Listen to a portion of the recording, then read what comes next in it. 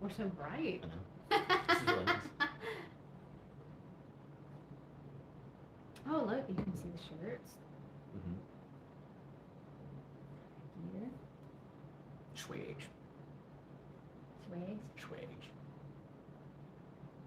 Alright. Okay. Morning, everybody.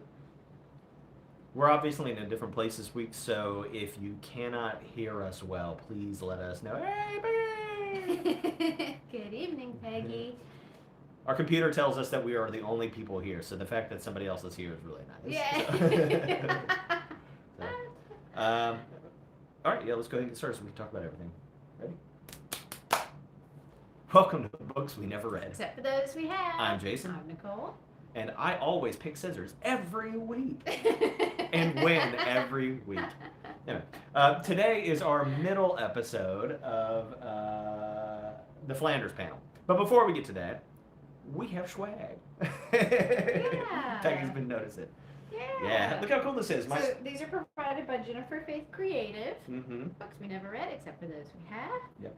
She's on Instagram. She's a photographer, but she's also my sister. And She's also on YouTube. I have her tagged in the information box below, so you can check her out. She does photography for weddings and all kinds of things, but she is an incredible wedding photographer. Yep. And she makes incredible shirts. So, Yeah. this isn't the only thing we have. We have some more things that we'll be kind of bringing out as we go. So we're excited about it. Yeah, these are really cool. So. You know. Peggy needs one. Mm-hmm. We'll have something together for Yeah, the we'll figure it kids. out. All right, so let's go over all of our generic stuff. Right. So before we get started, sorry, I'm so disgruntled by this book. I forgot we had like things to do. So before we get started, make sure that this is the video that you really intend to watch. We talk about the books as if you've read up to the point that we've assigned so far. So this is chapters 6 through 11 of the Flanders Panel by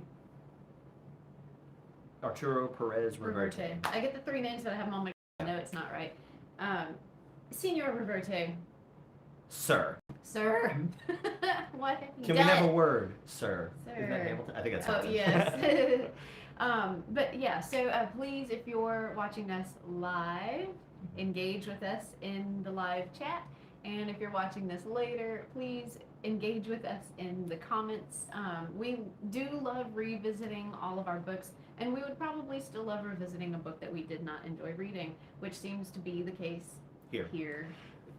Before we continue on, I said this earlier, and it looks like some people have joined us since then. If you cannot hear us, please let us know. We're obviously in a different place today. The AC unit is kind of loud, and so if it's as loud for you as it is for me, please let us know, and we'll scoot up and just, you can see my nostril while we talk. That'd be fine.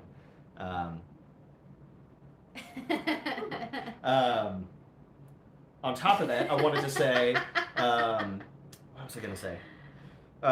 We are coming up on our year anniversary, right? I think we started the show in late June or early July, maybe September. I don't remember. Doesn't matter.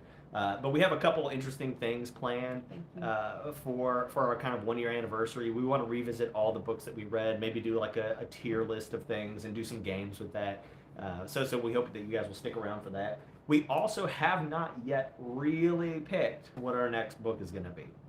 So what we think we want to do is if you have a particular genre that you think you would like to jump into next, we're going to pick our next book before we leave this room after this show. And so if you have kind of a direction that you would like to head, we have books of all kinds of genres on our list, but we just haven't really picked one yet. Yeah. So we're not asking for book recommendations, we're asking for genre recommendations. To help me narrow down. Yeah. Where we're going next, right? Because I need a palate cleanser. So, yeah. I suppose that's true, huh? Aww. Yeah. Happy anniversary. Yay. In July. Yeah, in July. So there was that. Oh, and let's go ahead and start talking about the book. But before we talk about the book, let's talk about something else. I have spent more time this week playing chess than I have reading about chess. I have played 56 games of chess as of this morning since last Sunday morning. And I'm playing on chess.com. And I am terrible, truly terrible, like low triple digits terrible. And I want you to play with me. So if you want to play chess with one of the hosts of Books We Never Read. You can find me on chess.com. My name is Akaleus, Akaleus. Let's play. Let me know who you are. I'm gonna bust up in there anonymously and play against them. She's gonna beat me to death. Man. Anyway, that's enough of my personal little. That's fun though. It is fun. And also the cool thing about the chess.com is that it's not just straight games. It can be a what's the best next move type. Isn't that a thing? Yeah. There's like games and puzzles and that's kind of cool. Which I like that. That's not commitment to a whole game, Yeah. but it's like very brain teaser and it's a good riddle for the moment.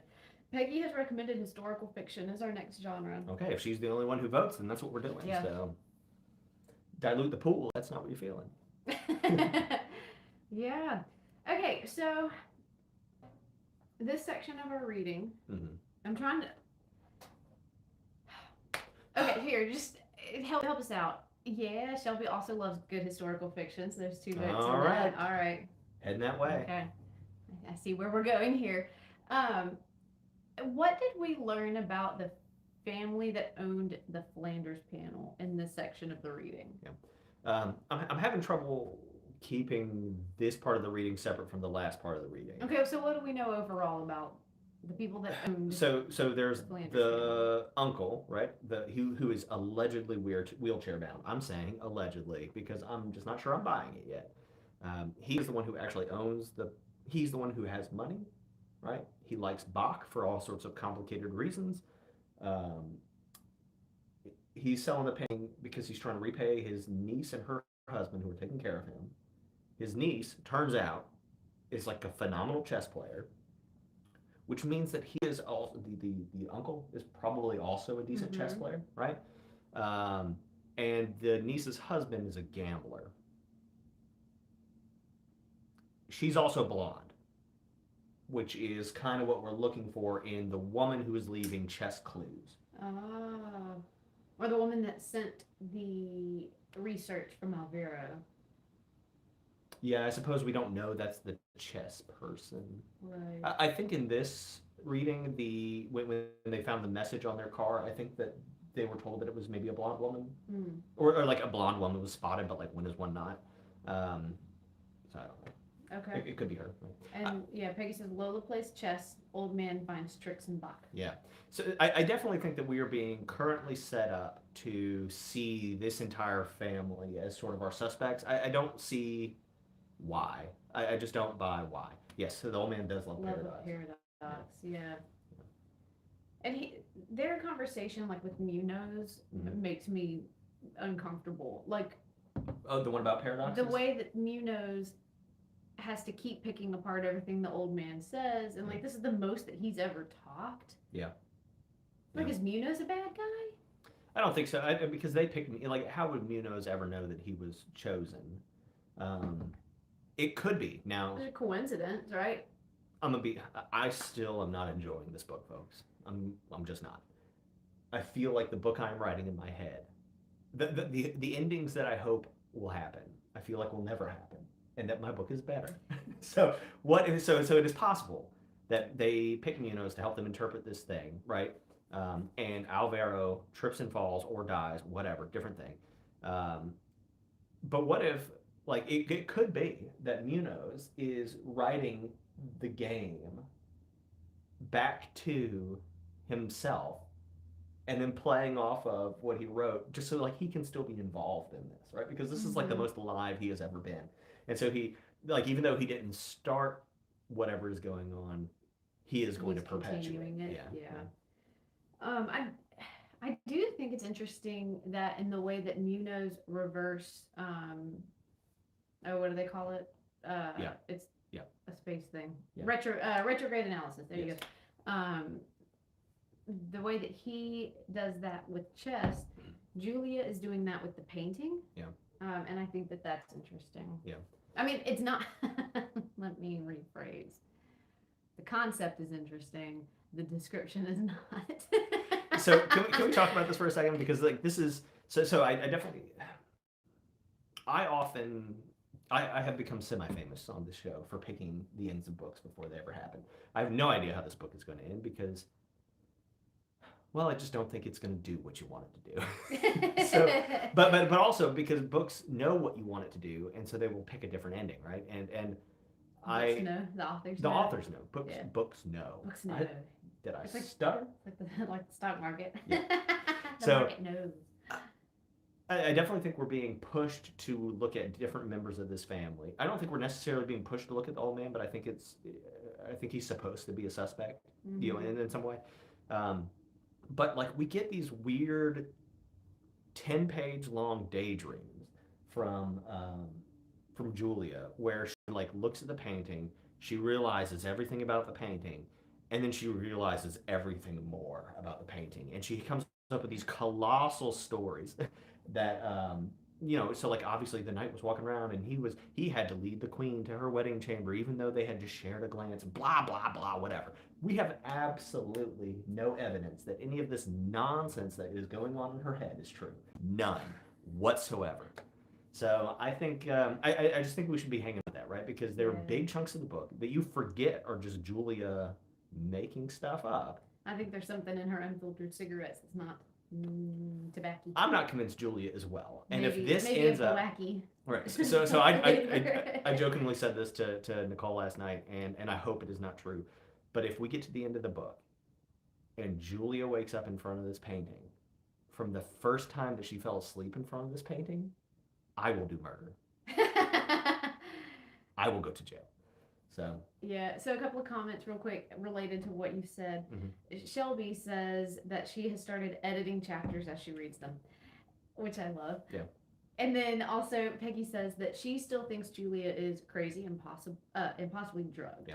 Well, so one other thing, and we had to clarify this for each other on Sunday, was that as descriptive as this book is, there will be portions within the same chapter that have a break, and then it's just a totally different thing, right? Like they will be driving in the car, having a conversation, and then there will be a conversation, but they're not in the car anymore. They're at home, and they've been to a bar for 6 hours, and this is a different thing later on, right? And that's getting kind of confusing. And that's one of those things that makes you think, like, well, maybe there's a narrator issue here, because it's so incredibly jarring. Yeah. You know, and like sometimes you have to read really deep into the paragraph for you to realize like this is not the same thing. Can we talk about the bar scene, the first bar scene, the second bar scene, maybe the third bar scene?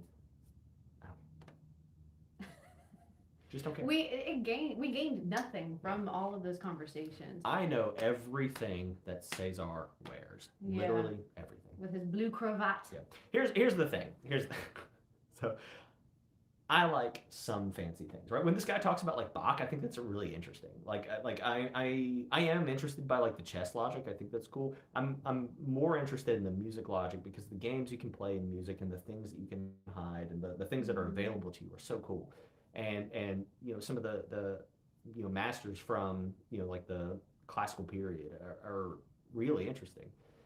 But all these people only like fancy things, you know. And my joke was, you know, nobody in here likes craft singles. Like nobody is just like doing a thing and they're just like, this is my normal people thing, right? They all have gold watches and they all have like fancy lapel pins and they all have music and art and blah blah blah whatever, right? But nothing normal, right? Normal people like a lot of fancy stuff. But these people all like this because they were told that they're supposed to like this, right? They are told this is high society. Nobody actually likes all of it. At all. Nobody. That's all. Let's get caught up on comments. Okay. Shelby said, I got so confused when they were talking to the police. They were in the street and then suddenly in the station. Did I miss something? Yeah, so that's one of the scenes, right? It's when they stick the poker through the window or whatever. Right. Yeah. And then like surprise, we're back at the scene. And then then the police station. I thought that they took her gun and gave it back to Caesar and said, like, I hope you're going to be more responsible with this. Yeah. But then, like, she had it in the next scene. Yeah. I mean, like he could give it back. That part doesn't necessarily bother me. I don't, but it's just like weird. Like, why include the detail? Well, so yes, why? Why indeed, right? But the more interesting question is why not include the detail, right? With all the detail we get, there are some things where like we just don't get it. One scene that really bugged me that I read that was towards the end was like Julia falls asleep in front of the painting, She wakes up, it's 11 o'clock at night. She hops in her car and starts driving for no apparent reason. And then she shows up at the old man's house. Yeah, that's weird. There was like no discussion of like, hey, I should go do this. There was no like, hey, I have an idea. It was just like, Julia falls asleep. Okay, we're getting used to this. This happens all the time. She wakes up. She goes for a drive. That's cool. Julia's a night owl. She's going to smoke a whole pack of cigarettes. Julia's going to old man's house. If you show up at my house past 11 o'clock at night and you haven't called ahead of time and told me exactly what it is that you want to do, you cannot come in. You can stay outside. Yeah. I have my mouth open a lot in this episode. It's just, Yeah. This book's really trying me. Okay, so more comments. Peggy says, in response to the descriptions, Spanish literature can be very descriptive. According to my friend, Americans have short verbs to say things. Spanish people need more words, and this author is so well known and loved in Spain. Yeah. I believe that. I believe that, like, we know that this is a popular book. This is just not the book for me. It's the action to description ratio. I'll put it that way. You know, and maybe in other languages it's different. We recognize that, right? But my thing is just, where is all this description taking me? Yep. Like, what am I supposed to be getting out of it each time? So, there was apparently a couple of pieces of the story where we should have advanced a little bit. Some stuff about Beatrice and understanding, what's being depicted in the art.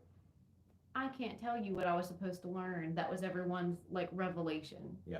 I have no clue. Who was she married to, and who was she seeing, and what was I supposed to learn? Well, I think I got all that, but anytime that tell me. Well, so she's married to the Duke, right? Whatever his name is. Ferdinand? Offenholler. Okay. Yeah, and then there's Roger de Aris, right, who's Okay. supposedly her lover. None of this is confirmed. This is all in Julie's head. That's the problem, right? You didn't learn anything because Julia's making it all up. Okay. But that's the theory, right? So. Well, I thought there was a real aha. Okay, so when we learned who took the night, what were we supposed to learn? That the queen took the night, so therefore Beatrice.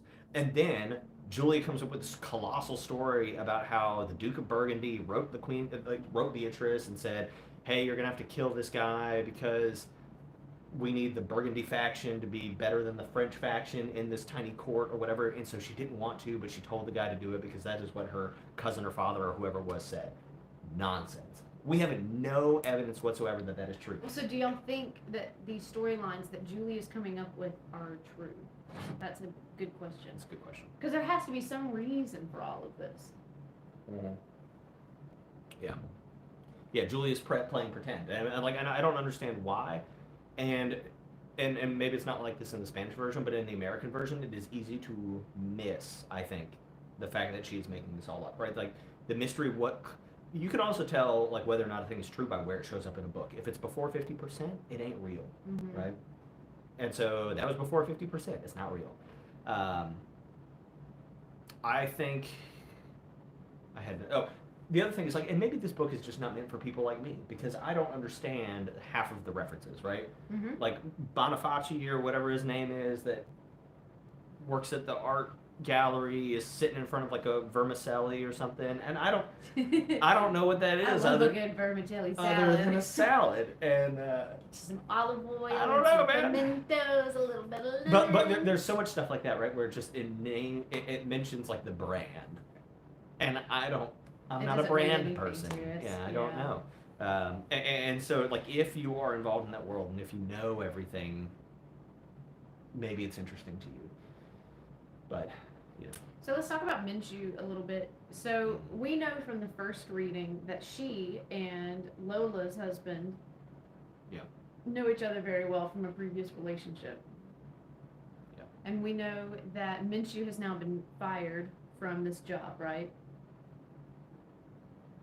She's had the painting taken away from her. Yeah, but she's still getting a cut. I wouldn't call it fired, but yes, she has been removed from the project. Ish. Okay. And she is connected with Lola's husband. Uh-huh. The uncle has asked that Julia remain on the project. Okay. Is that true? I don't trust myself. Well, so not in this book.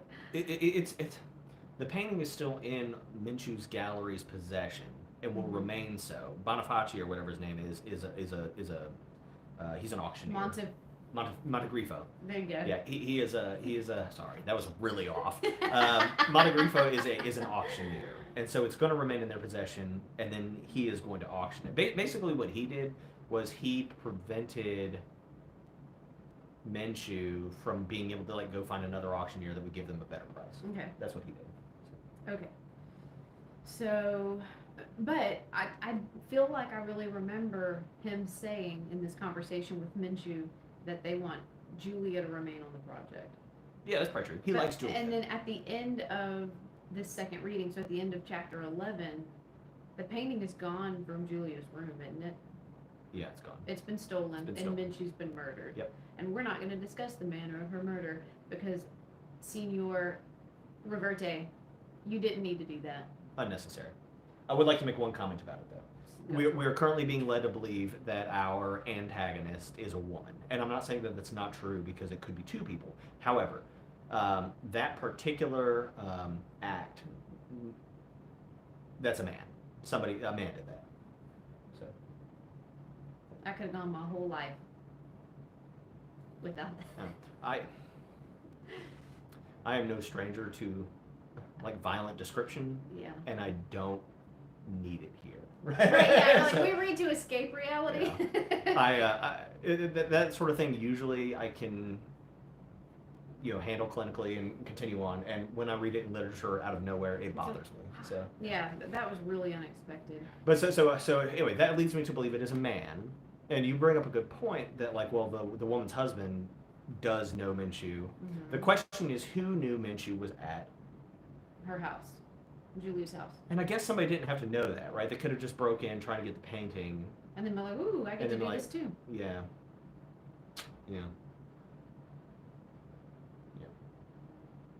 Who do we know that seems kind of like repressed, right? That's like a repressed type of crime, right? It is a bit of a repressed type of crime. Munoz? Yep.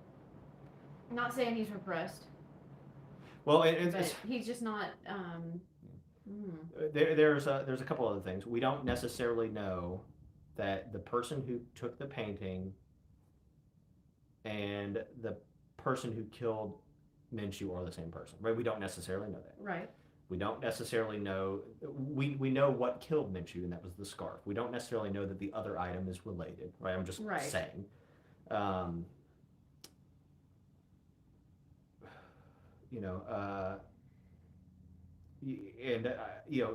Shelby brings up a good point. So much for the security at Julia's place. I don't think there was any indication that there was a break-in, if I'm not mistaken.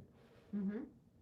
I'm gonna say it, and I hope I don't ruin this book for anybody if this book is still going for you. But I still think this is Cesar. Yeah. I think this is him, and I think that he dislikes Minshew enough, maybe not enough to like in our minds justify this manner of death. But he would have access to get in there or whatever. He is an underground art person. He works with the cops to like find stolen things and get things back and all that nonsense. So maybe he knows somebody that would want the secret of the painting hidden for some reason. I do not buy this sort of narrative that we're being given that it's the family and they're trying to like drive up the price or something, right? Like, and that's just like such a weak motive. It's gonna happen. It's probably gonna happen. It's weak. Do you think Max is involved at all in Minshew's demise? No, I don't. I think I think Max is being given to us like as another red herring. I think the choices we're being given are a little too obvious. That what you have to look at is the person who is least obvious, and that's why I pick Cesar. He is the least obvious person. Mm-hmm. He also has this. He also kind of is the king, right? Like he is the king in the story. Mm-hmm. He is the paternal figure. He is,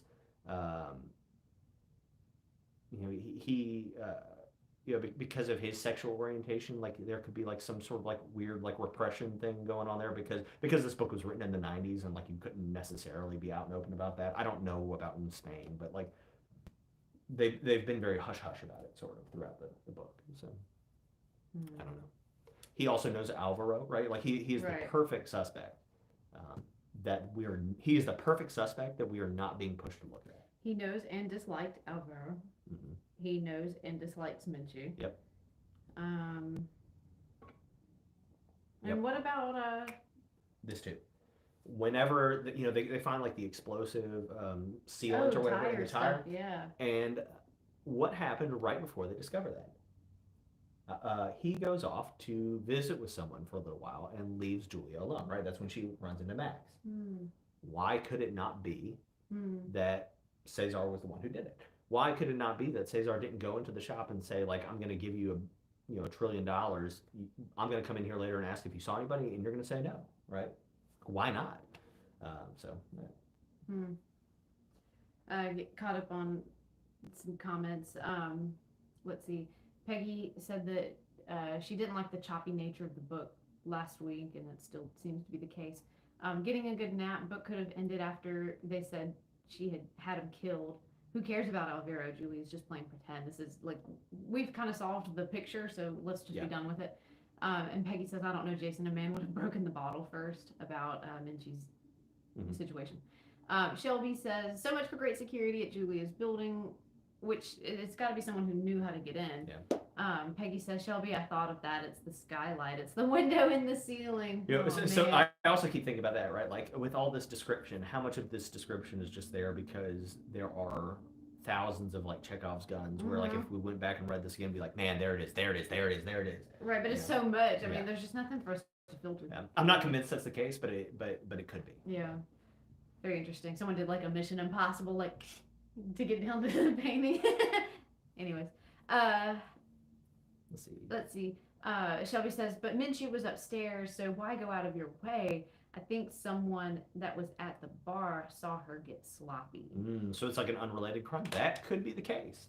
And then Shelby also says Caesar did have a meeting about some random art purchases that no one else was present for. Was he arranging for the painting to be stolen? Right. I'm going with Shelby on this one, but I want to say this too, right? That's a good point about her being upstairs and what if somebody at the bar saw her get sloppy. We still don't know that Alvaro's death was a murder. Right. And we're like, so what if all of this is just like Julia kind of losing her mind and I don't think that's going to happen. I hope. But then there's this other unrelated murder, right? Where it's a crime of passion or intoxication or whatever, right? Minchie is murdered by some random person. Maybe the painting is stolen to keep it safe. Right now that there has been this break-in or something like something like that could happen. Again, we're coming up with a better story than what we're probably going to get. Possibly in there. Peggy says, I was really worried when he walked away at the market that he might die. The fact that he is not dead yet is the reason I think he's the killer. Yeah, and Shelby agrees. Yeah. Interesting. I mean, he is weird, right? Like he has very strong opinions about some things, and then but he feels like his opinion really matters even though he never really says anything. Right. He finds himself very important. I think this is like chess, right? And when you play chess, you look at the pieces obviously, but you also look at the blank spaces because the blank spaces are where the pieces will end up, right? You have to predict which of these blank spaces is going to have something on them. And I think that the book is trying to get us to look at the pieces instead of at the spaces. Alvaro and Minchie were just pawns, huh? They were the easy first kills. Perhaps, yeah. Okay, so... Or like, maybe they're rooks. Like, I think that... it's not exactly clear to me what piece they're supposed to correspond to. But let's play a game. Sure, yeah. Okay, so what's Caesar? Is he the king? I think he's the queen. I think he's the Black Queen. Okay, so the queen is supposed to be, like, the strongest. The king is the weakest. So you think he's the queen? He is the gay man who is... Look... He's the gay man who is sort of like the leader. He's like well respected. He has money. So what's Julia? She's the White Queen. Oh, so they are not on the same side. Nope. Shoot. Even though he raised her. Now I think they're not on the same side, but I think that, and I'm not sure that Cesar is working alone. We have no evidence yet that he knows how to play chess, but I think that he does. I think he knows how to play chess. And he makes it sound very much like he knows how to play chess. Well, he plays a little dumb, right? I think he's making it sound like he can't play to the level that Munoz can, but I think that's false. And I think that all of this talk... So number one, I'm not exactly sure why. I still am kind of subscribing to this theory that like some royal person somewhere wants this hidden. I don't buy that it's for the money. I just But for the reputation. for the reputation maybe, I don't know. I still don't necessarily, and I still don't buy that Beatrice is the killer. In the past, I don't buy that. But as for the present, I think the reason that we keep getting these messages that like I could kill the White Queen, but I didn't, is not necessarily because like, haha, I'm better than you, even though it is. That's a game that's being played to Munoz if Munoz is not the person playing both. But it's also like letting the White Queen know, like it's almost like you are protected, right? Like you should back off. I could, but I'm not. You know. And Julia even kind of made note of that like they are keeping her in the game. Right. Yeah. I think that Cesar is wrapped up in something. It is unfortunate that Julia has been given this painting. He has to do this thing for whatever reason, right? Maybe they'll kill him if he doesn't do this. I don't know. And so he's doing everything he can in his power to achieve the mission without taking out the White Queen. That's interesting. That's my theory. That's the book I would write. And Shelby points out that Caesar has been referred to as an old queen at least. Thank you, Shelby. Once. That's awesome. And Peggy says, I still think the old man is the villain. He's one of my picks too. I want it to be Caesar because that's a good book. Or it's a good story. But. Right. And when we talk through everything, I enjoy this. Yeah, this is fun. But last night, while I was finishing reading, I was unhappy and unwell. Like I just kept slamming the Kindle down because I was so sick of it. But I love it once we start breaking it down and talking about it. So, last week I ended very optimistic. Like, okay, it's fine. We were just in the exposition. Things are really going to pop off now. Nothing's popping off. We've only had one death, and that happened 2 sentences before the end of this reading. So maybe now things will really pop off. I mean, it has to, right? Pop off or pop out because we're done. Yeah, and like, I'm not saying like I need a book to go like murder hobo on everybody, but you've ever heard of murder hobo? No. But and like maybe I'm spoiled by having more action in my books or whatever, and like maybe a good book doesn't require explosions and murder and decapitations or whatever, right? But I could use a little more to balance out the descriptions that we're getting, right?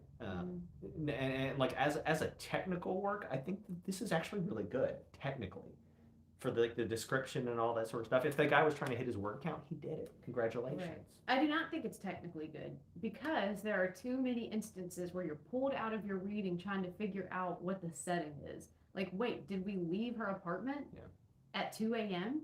or are we still in the apartment? Or is that scene over now? Yeah. So, and this is just a matter of editing. Yeah. All this took was someone editing the translation and saying, look, we need a little like ... in between these 2 paragraphs to indicate that the scene has changed or that some time has passed. It's a simple correction that would have saved us and kept us in the story longer. Fair. My 2 cents. Fair. Let's see. Peggy. Ha ha ha ha ha ha ha. And Shelby says same. It makes way more sense after talking it out. Good. Oh yes, because I didn't know what I read in part 2. Yeah. I'm really trying. My biggest concern is that I'm going to miss a major clue because I like playing detective. My biggest concern is I'll miss a major clue because I'm skipping through the description of someone's thread count on their jacket. I'm sorry, what? It's coming. We've described everything else. Oh. We're going to describe that. Right? Okay. We're going to describe the quality of the craftsmanship and how many threads are in a square inch of someone's jacket. It's coming. So I got distracted by Peggy's comment. Okay. Sorry, Peggy said glass half full for this book. They didn't throw dogs out of a helicopter. But I still don't like this book or its transitions. Well, I will say this. The dog chucking book is my, so far, second least favorite book. So these guys have something in common. That's pretty funny. I forgot about that part. I almost put that book down on page 1. So how about that? Yeah. Is the Kindle version as fraught with typos as the Apple Book version? I have caught 3 typos. Yeah. Which it happens. Yeah, I haven't caught that many. They don't really pay editors anymore to do stuff like that. yeah, they just don't put money into editing anymore. Yeah. Peggy mentions the St. George thing. I enjoyed the St. George thing as well. Can you back up and tell me what the St. George thing is? I don't remember too much about it, so Peggy, I'm sorry, but you'll have to Peggy, give describe us more. a little summary. But St. George is he's an English saint basically, but he fights a dragon is ultimately what he's famous for. And there's sort of like a little discussion of St. George, and I can't remember why. But anyway, St. George is like kind of a thing for my family. I don't know why, but my dad really likes St. George, and we have like several St. George statues like hidden around, and lots of things of St. George fighting the dragon. Just if you look around. Cool. So. That's interesting. Yeah. Yeah. So what did that have to do with anything in this book? Well, and that was the thing, right? Was I was looking at it thinking like, I wonder if this is something, and I'm just not sure that it was. I'm not sure. Yeah, one with the dragon, one with the Moors. Interesting. I don't know. We'll have to go back and look at that one, and maybe we can leave something in the comments about it. I'll have to go back and find that piece. Yeah. Well, and again, just cool benefit of this being on YouTube is that, we can always keep coming back to this and adding comments and adding to our understanding. Yeah. It was a flag and a statue, which are prevalent everywhere. Yeah. Is what Peggy says. Mm-hmm. We don't yes. Yeah, St. George was the statue. I think like at like the market or wherever it was. Is this the same St. George that like Orthodox churches are named after and stuff? I think so. Okay. There's a lot of English Georges. A lot. It would not surprise me if there are several St. Georges. But yeah, he's considered very popular for English people. Mm-hmm. And so maybe not Orthodox, but right, like Episcopalian or whatever. Yeah. Interesting. Yeah. Well, I don't have all that much left to say, I don't think, about the book. Okay. Yeah. Is the flag in the painting? Off the top of my head. Maybe out in the landscape somewhere? Yeah. Yeah, and if I'm not mistaken, part of like the British flag, right? Like the stars and or no stars, but like all the crosses and everything. One of the crosses is the St. George cross. There, the British flag is really three flags laid on top of each other, and the white and red cross hatch is the St. George flag, and then there's the Scottish flag, and then I don't remember what the other one is, but yeah, fun fact. So, yeah, doesn't matter. So look, we're on the last week now, right? So whatever the mystery is, we're all going to find out about it. We can have this discussion next week. Is there anything else that we want to say, bookkeeping wise or anything? Yes. Okay. So this month in literary history, some cool books have been published historically. Gillian Flynn's Gone Girl, which has been recommended for us to read and is on my list. The Wizard of Oz. Michael Crichton's Sphere, which you love that Sphere. movie. Yeah. Have you read the book? Yeah. Okay. Rick Riordan's The Titan's Curse, which all of Rick Riordan's stuff is really good. And Americana by Chimamanda Adichie, and that's one of the books that's on my list for things that I'd like to read at some point. Okay. Chimamanda Adichie is very insightful and perceptive, and she's just got a great way of explaining things, and I really enjoy her. Cool. All right. Well, we are going to come up with our next book. It looks like historical fiction one. So we will figure something out, and we'll put up probably a short next announcing exactly what that thing is. And anyway, we are reading from, I guess, chapter 12 to the end of the book now. Go ahead and truck on through, and then next week we can talk about how this book was deceptively good. May the literary gods guide you in your endeavors. Or what is it? What are they? May it be ever in your favor, whatever. Hunger Games? I don't know. I don't think I watched it. Yeah, I don't know. Peggy says read Gone Girl already. Read all of Gillian Flynn's books. That lady's messed up. Oh yeah, and just let me take a break first. Yeah, just a reminder. Our things are on YouTube podcasts now. And by things I mean our episodes are on YouTube podcasts now. YouTube Music. Yes, which is YouTube. It's on YouTube Music. And we're working on Spotify. Are we on Spotify? Not yet. We're working on it. Okay. So if you ever just want to hear us and not see us, you have options. Cool. All right. Okay. Well, happy reading. We'll Stick with it. Don't anger read. Like I do. We'll be fine. See you next time. Bye. Bye.